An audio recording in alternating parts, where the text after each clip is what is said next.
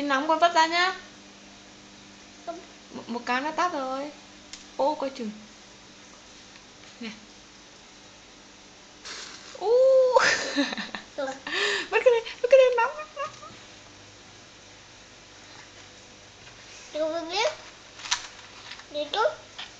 Đi chung. Chà.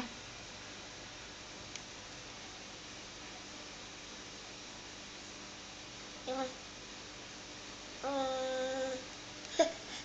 Anh chú tôi rồi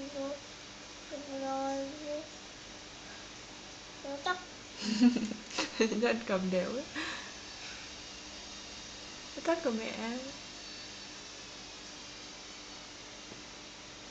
Rồi.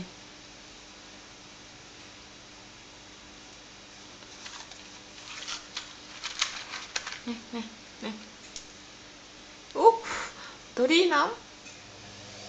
chút. Bạn thích không? Chút. Thích á? Đốt nữa nhá. Tôi bắt. Vứt cái này đi, vứt cái này tắt rồi. Chưa? Nè.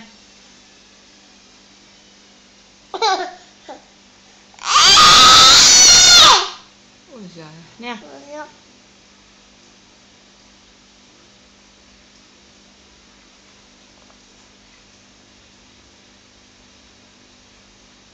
Thôi cái đấy hết rồi. Thôi không nghịch nữa. Cái này nóng á, không nghịch nữa nhá. Tắt đi, con thổi đi. Rồi Rồi á. cái chút. Thổi đi. Chứ. Thổi như nó bỏng tay kìa.